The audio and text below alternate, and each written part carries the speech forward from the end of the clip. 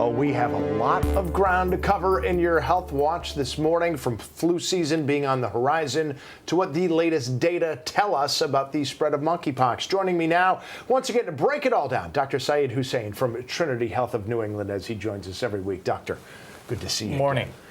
It's almost a relief to finally talk about the flu. I don't mean that in the wrong way, but after years of COVID, at least this is something we have seen before. What are the early indications we're getting from the rest of the world as to what flu season is going to look like? Sure. So we look at the Southern Hemisphere, Tim, historically for clues as to how our influenza season will pan out. So we look at Australia in particular. Yeah. So if you look at Australia, where they've been over the last 2 years, they've had a very historic low flu season, and we followed suit. Yeah. This year, however, their flu season usually runs from June to September. It coincides, of course, with their winter time, and this year it started early in April. And just to give viewers an idea, last year, same time from around June to end of July, they had 400 confirmed lab cases of influenza. Very, very low number. This year, they've had more than 200,000. With the number of hospitalizations, they've had over 200 deaths, which points to a pretty severe flu season for Australia, actually one of their worst in over 5 years. So that's important for us as we prepare for our own flu season, that it may start early, and we need to be prepared so that folks get vaccinated. I would love to know why. Keep in mind, there is a natural variability in flu seasons. Some just seem to be worse than others outside of COVID.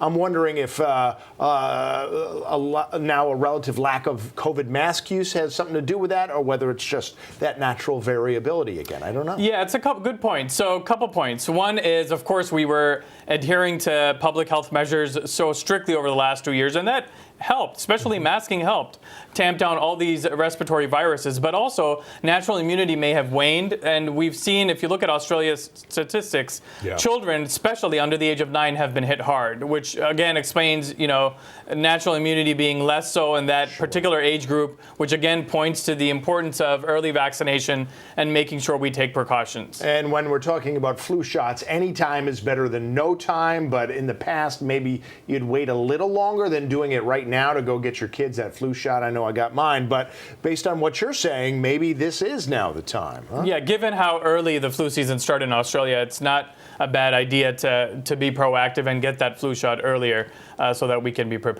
Yeah, and there was one of the 2 COVID years here in Connecticut where we had 1 flu-related death, and 3.5 million people, 1. So we can tamp down the flu spread as much as we want to, so long as we want to mask and socially distance and get those flu shots. So keep that in mind. Let's talk about monkeypox. Some good news on that front. Yeah, there is some positive news in terms of number of cases going down both globally and in the U.S. The U.S. accounts for the largest number of cases worldwide for monkeypox, but they have been going down, which is good. But if you look at demographics in more detail, Tim, there's still some work to do. We still have some communities that may have poorer access to healthcare, to vaccine, that have continued to see an increase in cases. So we need to double down on our efforts in terms of community outreach and making sure vaccines are available for those groups. If there's one thing we've learned over the years, is that virus activity will ramp back up if we let our guard down. Just because monkeypox is slowing